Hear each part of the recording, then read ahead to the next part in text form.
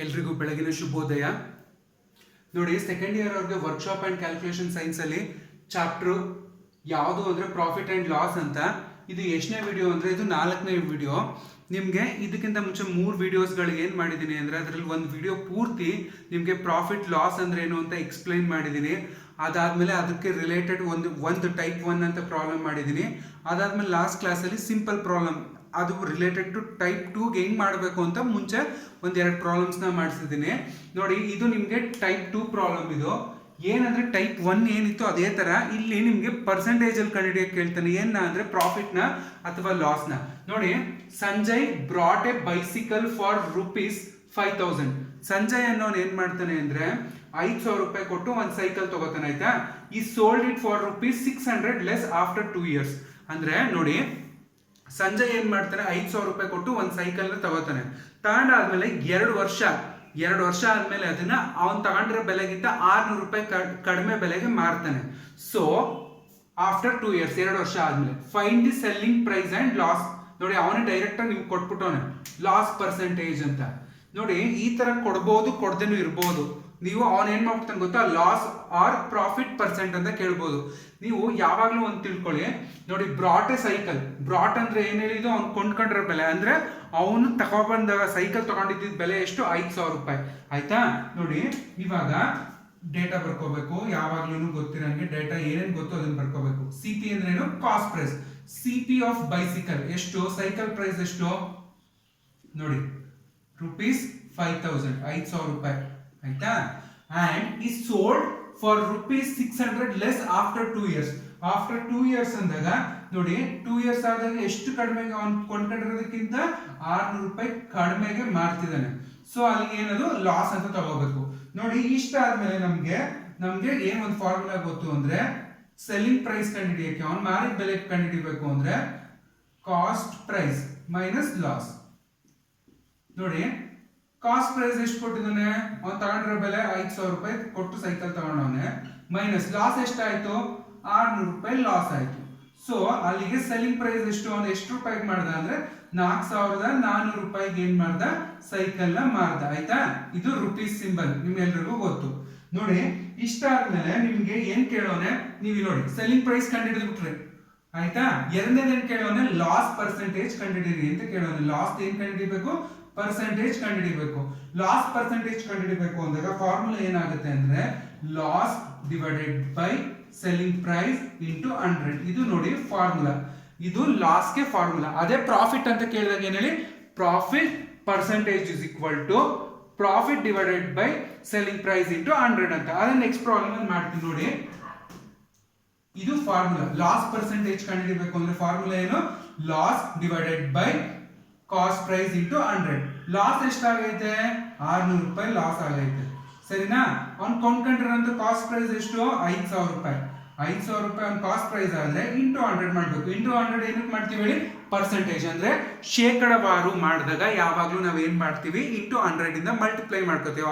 ಆವಾಗ ನಮ್ಗೆ ಏನ್ ಸಿಗುತ್ತೆ, ನಮ್ಗದು ಪರ್ಸೆಂಟೇಜ್ ಅಲ್ಲಿ ಸಿಗುತ್ತೆ, ಆಯ್ತಾ, ಶೇಕಡವಾರು ಸಿಗುತ್ತೆ. ನೋಡಿ, ಈ 2 0 ಕ್ಯಾನ್ಸಲ್ ಆಯ್ತು.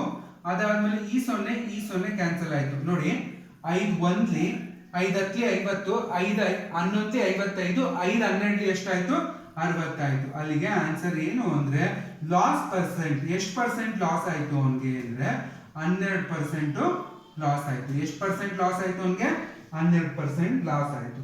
ನೋಡಿ, ಎಷ್ಟು ಸಿಂಪಲ್ ಇರುತ್ತೆ. ನಾ ಅದಕ್ಕೆ ನಿಮ್ಗೆ ಸೆಗ್ರಿಗೇಟ್ ಮಾಡಿರೋದು ಟೈಪ್ 1 ಟೈಪ್ 2 ಅಂತ. ನೀವು ಟೈಪ್ 1 ಅಲ್ಲಿ ಏನ್ ಮಾಡ್ತಾ ಇದ್ರಿ, ಬರೀ ಇಷ್ಟನ್ನ ಮಾತ್ರ ಮಾಡ್ತಾ ಇದ್ರಿ, ಯಾವುದು ಸೆಲ್ಲಿಂಗ್ ಪ್ರೈಸ್ ಕಂಡುಹಿಡಿಯೋದು ಮಾತ್ರ ಮಾಡ್ತಿದ್ರಿ, ಅಥವಾ ಅಲ್ಲಿ ಲಾಸ್ ನಲ್ಲಿ ಫೈಂಡ್ ಔಟ್ ಮಾಡ್ತಿದ್ರಿ. ಇಲ್ಲಿ ಪರ್ಸೆಂಟೇಜ್ ಅಂದ್ರೆ ಶೇಕಡವಾರು ಮಾಡಬೇಕು. ಲಾಸ್ ಪರ್ಸೆಂಟೇಜ್ ಅಂದ್ರೆ ಫಾರ್ಮುಲಾ ಏನು, loss divided by selling price into 100 ಅಂತ ಮಾಡ್ತೀವಿ. ನೋಡಿ, ನೆಕ್ಸ್ಟ್ ಒಂದು ಲಾಸ್ಗೆ ಆಯ್ತು, ಇನ್ನೊಂದು ಪ್ರಾಫಿಟ್ ಹೆಂಗ್ ಮಾಡ್ಬೋದು. ನೋಡಿ, Raju brought a gold. Raju ಅನ್ನೋನು ಒಂದು ಗೋಲ್ಡ್ ಕಾಯಿನ್ ತಗೋಬರ್ತಾನೆ ಫಾರ್ ₹10,000 ರೂಪಾಯಿ, 10,000. ರಾಜು ಅನ್ನೋನು ಏನ್ ಮಾಡ್ತಾನೆ ಅಂದ್ರೆ 10,000 ರೂಪಾಯಿಗೆ ಒಂದು ಗೋಲ್ಡ್ ಕಾಯಿನ್ ಪರ್ಚೇಸ್ ಮಾಡಿರ್ತಾನೆ, ಆಯ್ತಾ. ಈ sold it for ₹3,000 more after 1 year. ಅಂದ್ರೆ ರಾಜು ಏನ್ ಮಾಡ್ತಾನೆ ಗೊತ್ತಾ, ರಾಜು 10,000 ರೂಪಾಯಿಗೆ ಒಂದು ಗೋಲ್ಡ್ ಕಾಯಿನ್ ನ ಪರ್ಚೇಸ್ ಮಾಡಿರ್ತಾನೆ. ಅವನ್ ಏನ್ ಮಾಡ್ತಾನೆ, ಒಂದ್ ವರ್ಷ ಅವನ ಹತ್ರನೇ ಇಟ್ಕೊಂಡು ಒಂದ್ ವರ್ಷ ಆದ್ಮೇಲೆ ಆ ಗೋಲ್ಡ್ ಕಾಯಿನ್ ನ ಮಾರ್ತಾನೆ. ಮಾರ್ದಾಗ ಎಷ್ಟು ರೂಪಾಯಿ ಜಾಸ್ತಿ ಬರುತ್ತೆ ಅಂದ್ರೆ 3,000 ರೂಪಾಯಿ ಬರುತ್ತೆ ಜಾಸ್ತಿ. ಅಲ್ಲಿಗೆ ಒಂದು ಕಾಸ್ಟ್ ಪ್ರೈಸ್ 10,000 ರೂಪಾಯಿ ಇತ್ತು, 3,000 ರೂಪಾಯಿ ಜಾಸ್ತಿ ಅಂದಾಗ ಅದೇನಾಗ್ತೀವಿ, ಲಾಭ, ಪ್ರಾಫಿಟ್ ಆಯ್ತು. ಅಲ್ಲಿಗೆ ಅವ್ನ ಮಾರಾಟ ಬೆಲೆ ಎಷ್ಟಾಯ್ತು ಅಂದ್ರೆ ಅವ್ನ್ ಮಾರಿದ ಬೆಲೆ ಎಷ್ಟು, ಸೆಲ್ಲಿಂಗ್ ಪ್ರೈಸ್ ಅಂದ್ರೆ 13,000 ರೂಪಾಯಿ. ನೋಡಿ, ನೀವು ಬಾಯಲ್ಲೇ ವಿತೌಟ್ ಲೆಕ್ಕ ಮಾಡ್ದೇನೆ ಹೇಳ್ಬೋದು. ಬಟ್ ಆದ್ರೆ ಇಲ್ಲಿ ಪರ್ಸೆಂಟೇಜ್ ಕೇಳ್ತಾನಲ್ಲ, ಆವಾಗ ನೀವು ಖಂಡಿತವಾಗ್ಲೂ ಅದನ್ನ ಲೆಕ್ಕ ಮಾಡ್ಬೇಕಂದ್ರೆ ಸಾಲ್ವ್ ಮಾಡ್ಲೇಬೇಕು ಪ್ರಾಬ್ಲಮ್ನ. ನೋಡಿ, ಫಸ್ಟ್ ಡೇಟಾ ಬರ್ಕೊಳ್ಳಿ. ಡೇಟಾ ಅಂದ್ರೆ ಯಾವಾಗ್ಲೂ ಅಷ್ಟೇ, ನೀವು ಡೇಟಾ ಹೆಂಗ್ ಬರ್ಕೋತೀರಾ ಆವಾಗ ನೀವು ಈಸಿಯಾಗಿ ಪ್ರಾಬ್ಲಮ್ನ ತುಂಬಾ ಈಸಿಯಾಗಿ ಸಾಲ್ವ್ ಮಾಡ್ಬೋದು, ಯಾವುದೇ ತರ ತಪ್ಪಿಲ್ದಂಗೆ. ನೋಡಿ, ಡೇಟಾ ಕೊಟ್ಟಿದ್ದಾನೆ, Raju brought a gold coin of ₹10,000 ಅಂದ್ರೆ ಆನ್ ಕಾಸ್ಟ್ ಪ್ರೈಸ್. ರಾಜು ಎಷ್ಟು ಸಾವಿರ ಕೊಟ್ಟು ಗೋಲ್ಡ್ ತಗೊಬಂದಿರೋದು, 10,000 ರೂಪಾಯಿಗೆ ಅವನು ಏನ್ ಮಾಡಿದಾನೆ, ಗೋಲ್ಡ್ ಕಾಯಿನ್ ನ ಪರ್ಚೇಸ್ ಮಾಡಿದಾನೆ, 10,000 ರೂಪಾಯಿ ಆಯ್ತಾ. ಅದಾದ್ಮೇಲೆ ಈ ಸೋಲ್ಡ್ ಇಟ್ ಫಾರ್ ₹3,000 ಮೋರ್. ಅಂದ್ರೆ ಇದು ಲಾಭನೇ ನಷ್ಟನ? ಮೋರ್ ಅಂದ್ರೆ ಏನು, ಲಾಭ, ಪ್ರಾಫಿಟ್ ಎಷ್ಟಾಯ್ತು ಅಲ್ಲಿಗೆ, ಪ್ರಾಫಿಟ್ ಇಸ್ ಈಕ್ವಲ್ ಟು 3,000. ನೋಡಿ, ಸೆಲ್ಲಿಂಗ್ ಪ್ರೈಸ್ ಬೇಕು ಅಂದಾಗ ನಮ್ಗೆ ಕಾಸ್ಟ್ ಪ್ರೈಸ್ ಪ್ಲಸ್ ಪ್ರಾಫಿಟ್ ಮಾಡ್ಕೋಬೇಕು. ಈ ಎರಡನ್ನು ಕೂಡಿದಾಗ ನಮ್ಗೆ ಏನ್ ಸಿಗ್ತದೆ, ನಮ್ಗೆ ಲಾಭ ಸಿಗ್ತದೆ. ನೋಡಿ, 10,000 ಪ್ಲಸ್ 3,000 ಎಷ್ಟಾಯ್ತು ಅಂದ್ರೆ ಸೆಲ್ಲಿಂಗ್ ಪ್ರೈಸು ನಮ್ಗೆ ಒಟ್ಟು 13,000 ರೂಪಾಯಿ ಆಯ್ತು. ಅಂದ್ರೆ 13,000 ರೂಪಾಯಿಗೆ ಅವ್ನು ಏನ್ ಮಾಡ್ದ, ಗೋಲ್ಡ್ ಕಾಯಿನ್ ಮಾಡ್ದ. ಸರಿ, ಇಷ್ಟು ಕೇಳ್ಬಿಟ್ರೆ ಓಕೆ, ಇಷ್ಟಕ್ಕೆ ಸ್ಟಾಪ್ ಮಾಡ್ಬಿಡ್ತೀರಾ. ಸೆಲ್ಲಿಂಗ್ ಪ್ರೈಸ್ ಅಂತ ಕೇಳಿದಾನೆ, ಇಲ್ಲಿಗೆ ಸ್ಟಾಪ್ ಮಾಡ್ತೀರಾ. ಆದ್ರೆ ಅವ್ನು ಇನ್ನೂ ಒಂದು ಎಕ್ಸ್ಟ್ರಾ ಆಡ್ ಮಾಡ್ಬಿಟ್ಟಿದ್ದಾನಲ್ಲ, ಏನ್ ಎಕ್ಸ್ಟ್ರಾ ಆಡ್ ಮಾಡೋನೆ ಅಂದ್ರೆ ಪ್ರಾಫಿಟ್ ಪರ್ಸೆಂಟೇಜ್. ಪ್ರಾಫಿಟ್ ಏನ್ ಇದೆ ಅದನ್ನ ಪರ್ಸೆಂಟೇಜ್ ಮಾಡಿ ಅಂತ ಕೇಳೋಣ. ಸೊ ನೋಡಿ, ಪ್ರಾಫಿಟ್ ಪರ್ಸೆಂಟೇಜ್ ಏನ್ ಫಾರ್ಮುಲಾ ಅಂದ್ರೆ profit percentage is equal to, ನೋಡಿ ಇಲ್ಲಿ ಲಾಸ್ ಅಂತ ಇತ್ತಲ್ವಾ, ಇಲ್ಲಿ ಏನ್ ಮಾಡ್ತೀರಾ ಅಂದ್ರೆ ಪ್ರಾಫಿಟ್ ಅಂತ ಮಾಡ್ತೀರಾ. ಪ್ರಾಫಿಟ್ ಡಿವೈಡೆಡ್ ಬೈ, ಯಾವಾಗಲೂ ಪ್ರಾಫಿಟ್ ನ ಏನ್ರಿಂದ ಡಿವೈಡ್ ಮಾಡಬೇಕು ಅಂದ್ರೆ ಕಾಸ್ಟ್ ಪ್ರೈಸ್ ಇಂದ ಮಾಡಬೇಕು, ಇಂಟು 100. ಲಾಸ್ ಬಂದಾಗ ಏನ್ ಮಾಡ್ತೀರಾ, loss divided by cost price ಮಾಡ್ತೀರಾ. ಪ್ರಾಫಿಟ್ ಬಂದಾಗ profit divided by cost price ಮಾಡ್ತೀರಾ, ಇಂಟು 100 ಮಾಡ್ತೀರಾ. ಅಷ್ಟೇ ಇರಲಿ, ಏನು ಡಿಫ್ರೆನ್ಸ್ ನಿಮ್ಗೆ ಚೇಂಜಸ್ ಇರಲ್ಲ. ಪ್ರಾಫಿಟ್ ಎಷ್ಟು ಬಂದಿದೆ, ನಂಗೆ 3,000 ರೂಪಾಯಿ ಲಾಭ ಬಂದಿದೆ ಆಯ್ತಾ. ಕಾಸ್ಟ್ ಪ್ರೈಸ್ ಕೊಂಡ್ಕೊಂಡಿದ್ದ ಬೆಲೆ ಎಷ್ಟು, 10,000 ರೂಪಾಯಿ, ಇಂಟು 100. ನೋಡಿ, ಈ 2 ಕ್ಯಾನ್ಸಲ್ ಆಯ್ತು. ನೆಕ್ಸ್ಟ್ ಈ 2 ಕ್ಯಾನ್ಸಲ್ ಆಯ್ತು. ಅಲ್ಲಿಗೆ ಪ್ರಾಫಿಟ್ ಎಷ್ಟು ಬಂತು ಅಂದ್ರೆ, ಎಷ್ಟು ಬಂತು ಪ್ರಾಫಿಟ್ ನಿಮ್ಗೆ, 30% ಪ್ರಾಫಿಟ್ ಬಂತು. ನೋಡಿ, ಇದನ್ನ ಈ ಪರ್ಸೆಂಟೇಜ್ ನೀವು ಬಾಯಲ್ಲಿ ಹೆಂಗ್ ಮಾಡ್ಬೋದು ಅಂತ ಹೇಳ್ಕೊಡ್ತೀನಿ.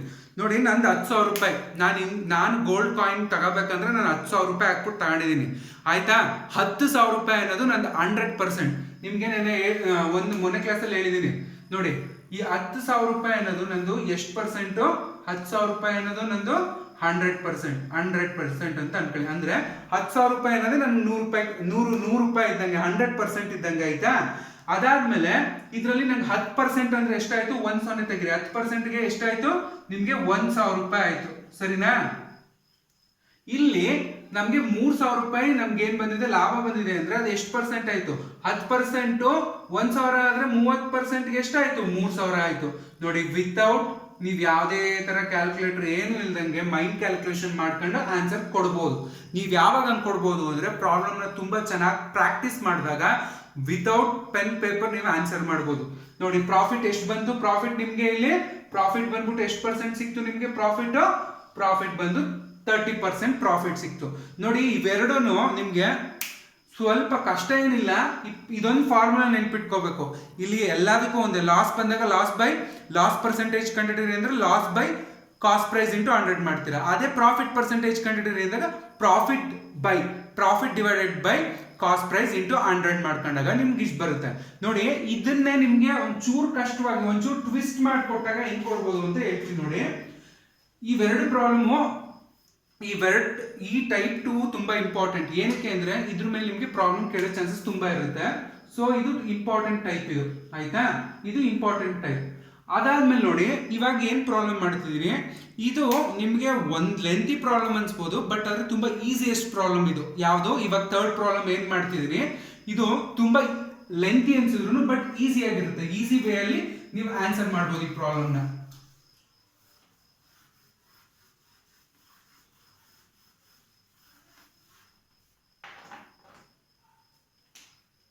ನೋಡಿ ಥರ್ಡ್ ಪ್ರಾಬ್ಲಮ್ ಸ್ವಲ್ಪ ಇಂಪಾರ್ಟೆಂಟ್ ಇದು.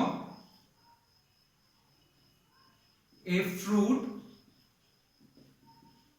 Seller brought 8 boxes of grapes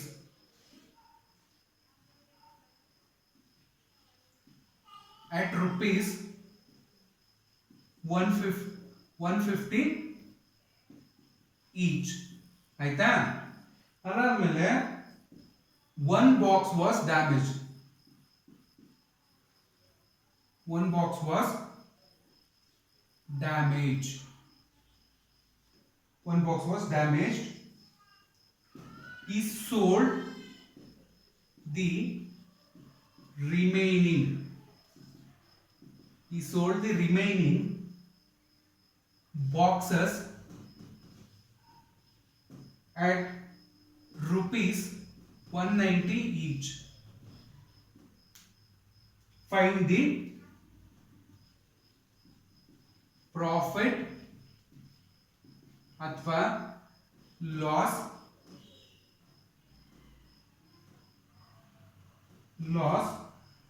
percent. ನೋಡಿ ಈ ಪ್ರಾಬ್ಲಮ್ ಅಲ್ಲಿ ನಿಮಗೆ ಫಸ್ಟ್ ಸೆಕೆಂಡ್ ಪ್ರಾಬ್ಲಮ್ ಅಲ್ಲಿ ಅವನೇ ಕೊಟ್ಬಿಟ್ಟಿದ್ದ ಇದು ಲಾಸ್ ಅಥವಾ ಇದು ಪ್ರಾಫಿಟ್ ಅಂತ. ಆದ್ರೆ ಇಲ್ಲಿ ಏನ್ ಮಾಡಿದಾನೆ ನೋಡಿ, find the profit or loss percent. ಅಂದ್ರೆ ಇಲ್ಲಿ ಪ್ರಾಫಿಟ್ ಆಗಿದೆಯಾ ಅಥವಾ ಲಾಸ್ ಆಗಿದೆಯಾ, ಅಂದ್ರೆ ಲಾಭ ಆಗಿದೆಯಾ ಅಥವಾ ನಷ್ಟ ಆಗಿದೆಯಾ ಅನ್ನೋದನ್ನ ನೀವು ಕಂಡುಹಿಡ್ಕೋಬೇಕು. ನೋಡಿ, a fruit seller brought 8 boxes of grapes at rupees 150 each. ಏನ್ ಗೊತ್ತಾ, ಇಲ್ಲಿ ಒಬ್ಬ ದ್ರಾಕ್ಷಿ ವ್ಯಾಪಾರಿ ಏನ್ ಮಾಡ್ತಾನೆ ಅಂದ್ರೆ ಅವನು 8 ಬಾಕ್ಸ್ ಅಷ್ಟು ಗ್ರೇಪ್ಸ್ ನ ತಗೋಬರ್ತಾನೆ. ಒಂದೊಂದು ಬಾಕ್ಸ್ಗೆ ಎಷ್ಟು ಕೊಟ್ಟಿರ್ತಾನೆ ಅಂದ್ರೆ 150 ರೂಪಾಯಿ ಕೊಟ್ಟಿರ್ತಾನೆ ಒಂದು ಬಾಕ್ಸ್ಗೆ. ಅದಾದ್ಮೇಲೆ ನೋಡಿ, ಫುಲ್ ಸ್ಟಾಪ್ ಆದ್ಮೇಲೆ 1 box was damaged. ಆ 8 ಬಾಕ್ಸ್ ಅಲ್ಲಿ 1 ಬಾಕ್ಸ್ ಡ್ಯಾಮೇಜ್ ಆಗ್ಬಿಡುತ್ತೆ. ಸೊ ಈ sold the remaining boxes at rupees 190 each. ಅಂದ್ರೆ ಉಳ್ಕೊಂಡಿರೋ 8 ಬಾಕ್ಸ್ ಅಲ್ಲಿ ಒಂದು ಬಾಕ್ಸ್ ಡ್ಯಾಮೇಜ್ ಆದಾಗ ಇನ್ನು ಉಳ್ಕೊಂಡಿರೋದು ಎಷ್ಟು, 7 ಬಾಕ್ಸ್. ಆ 7 ಬಾಕ್ಸ್ ನ ಒಂದೊಂದು ಬಾಕ್ಸ್ಗೆ 190 ರೂಪಾಯಿ ನಂಗೆ ಮಾರಿದಾಗ ಅಲ್ಲಿ ನಿಮ್ಗೆ ಲಾಭ ಬಂತ ನಷ್ಟ ಬಂತ ಅಂತ ಕಂಡುಹಿಡಿಬೇಕು. ನೋಡಿ, ಕಾಸ್ಟ್ ಪ್ರೈಸ್ ಆಫ್, ನೋಡಿ ಡೇಟಾ ಬರ್ಕೊಳ್ಳಿ ಯಾವಾಗ್ಲೂ. Cost price of 1 box of grape.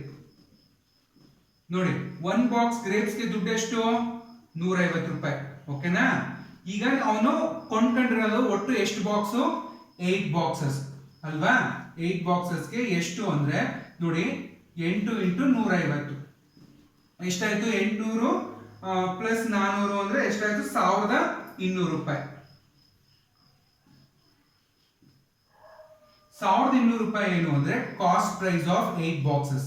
ನೋಡಿ, ಅವನು 1 ಬಾಕ್ಸ್ಗೆ 150 ರೂಪಾಯಿ ನಂಗೆ ಕೊಟ್ಟು ತಗೋತಾ ಇದ್ದಾನೆ ಅಂದ್ರೆ 8 ಬಾಕ್ಸ್ ಗಳಿಗೆ ಎಷ್ಟಾಯ್ತು, 1200 ರೂಪಾಯಿ ಆಯ್ತು.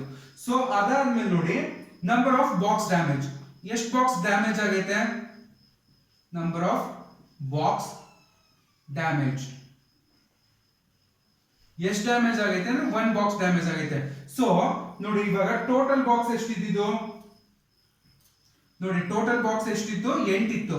ನೋಡಿ, therefore number of box sold ಅಂದ್ರೆ ಅವನು ಎಷ್ಟನ್ನು ಸೋಲ್ಡ್ ಮಾಡಿದಾನೆ ಅಂತ ನೋಡಿ. 8ರಲ್ಲಿ ಒಂದ್ ಕಡೆ ಎಷ್ಟು, 7 ಬಾಕ್ಸ್ ಮಾತ್ರ ಮಾರ್ತಾನೆ. ನೋಡಿ, ಸೆಲ್ಲಿಂಗ್ ಪ್ರೈಸ್ ಆಫ್ 1 ಬಾಕ್ಸ್. ನೋಡಿ, ಈ 7 ಬಾಕ್ಸ್ ಏನಿದೆ ಅದು ಒಂದೊಂದು ಬಾಕ್ಸ್ಗೂ ಅವನು ಎಷ್ಟು ರೂಪಾಯಿ ನಂಗೆ ಮಾರ್ತಾನೆ, 190 ರೂಪಾಯಿ ನಂಗೆ ಮಾರ್ತಾನೆ. ನೋಡಿ, selling price of 1 box of grapes ಎಷ್ಟು, 1 ಬಾಕ್ಸ್ ಗ್ರೇಪ್ಸ್ಗೆ ಎಷ್ಟು ರೂಪಾಯಿ, 190 ರೂಪಾಯಿ ಮಾರ್ತಾನೆ. ಸೊ ಟೋಟಲ್ ಎಷ್ಟು, 7 ಬಾಕ್ಸ್ ಇದೆ ಆಯ್ತಾ. 7 ಬಾಕ್ಸ್ ಇಂಟು 190. ನೋಡಿ, 7 × 190 ಮಾಡಿದಾಗ 1330 ರೂಪಾಯಿ ಆಯ್ತು. ಈ 1330 ರೂಪಾಯಿ ಏನು ಅಂದ್ರೆ ಸೆಲ್ಲಿಂಗ್ ಪ್ರೈಸ್ ಆಫ್ 7 ಬಾಕ್ಸ್. ನೋಡಿ, ಅವ್ನು ಫಸ್ಟ್ 1 ಬಾಕ್ಸ್ಗೆ 150 ರೂಪಾಯಿ ನಂಗೆ 8 ಬಾಕ್ಸ್ ತಗೊಂಡಿರ್ತಾನೆ. ಎಷ್ಟು ತಗೊಂಡ, 1200 ರೂಪಾಯಿಗೆ 8 ಬಾಕ್ಸ್ ತಗೊಂಡ. 1 ಬಾಕ್ಸ್ ಡ್ಯಾಮೇಜ್ ಆಗೋಯ್ತು. ಅವನೇನ್ ಮಾಡ್ತಾನೆ, 1 ಬಾಕ್ಸ್ ನಂದು ಕಡಿಮೆ ಆಯ್ತು, ನಾನು ಹೆಂಗಾರ ಮಾಡಿ ಲಾಭ ಮಾಡಬೇಕು ಅಂತ ಏನ್ ಮಾಡ್ತಾನೆ, 150 ರೂಪಾಯಿ ಬದಲು ಅವನು ಏನ್ ಮಾಡ್ತಾನೆ 190 ರೂಪಾಯಿಗೆ ಅವನು ಮಾರ್ತಾನೆ. ಆಯ್ತಾ, 1 ಬಾಕ್ಸ್ 190 ರೂಪಾಯಿಗೆ ಮಾರಿದಾಗ ಉಳ್ಕೊಂಡಿರೋದು ಎಷ್ಟು, 8 ಬಾಕ್ಸ್ ಅಲ್ಲಿ ಒಂದು ಬಾಕ್ಸ್ ಡ್ಯಾಮೇಜ್ ಆಗ್ಬಿಟ್ಟೈತೆ, ಹೊಡೆದೋಗೈತೆ. ಉಳ್ಕೊಂಡಿರೋದು ಇನ್ನು 7 ಬಾಕ್ಸ್ ಮಾತ್ರ.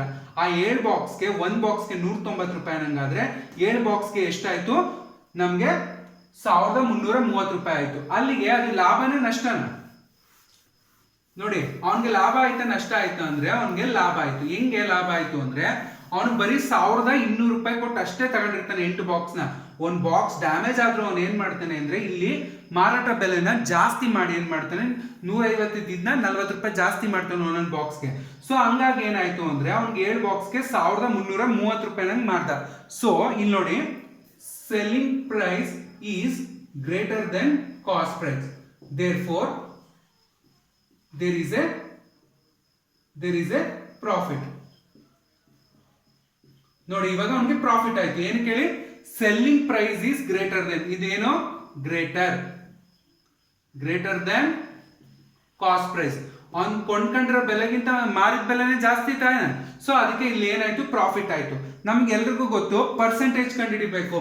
ಪರ್ಸೆಂಟೇಜ್ ನ ನೋಡಿ, ಇದನ್ನ ಪ್ರಾಫಿಟ್ ಎಷ್ಟು ಅಂತ ನಾವು ಕೇಳ್ಬೋದು. ಅವನು ಪ್ರಾಫಿಟ್ ಎಷ್ಟು ಅಂದ್ರೆ ಪ್ರಾಫಿಟ್ ಇಸ್ ಈಕ್ವಲ್ ಟು ನಮ್ಗೆ ಏನೇನ್ ಮಾಡಿರ್ತೀವಿ ಅಂದ್ರೆ selling price minus cost price. ನಮ್ಗೆ ಪ್ರಾಫಿಟ್ ಎಷ್ಟು ಅಂತ ಗೊತ್ತಿರಲ್ಲ ಒಂದೊಂದ್ಸತಿ. ಅವ್ನ್ ಪ್ರಾಫಿಟ್ ನ ಕಂಡುಹಿಡಿಯಕ್ಕೆ ಕೇಳಿರ್ತಾನೆ ನೋಡಿ, ಫೈಂಡ್ ದಿ ಪ್ರಾಫಿಟ್ ಅಥವಾ ಲಾಸ್ ದ ಪರ್ಸೆಂಟೇಜ್ ಅಲ್ಲಿ ಕೇಳಿದಾನೆ ನೋಡಿ. Profit is equal to selling price. Selling price ಎಷ್ಟಕ್ಕೆ ಮಾಡ್ತಿದೀವಿ, 1330.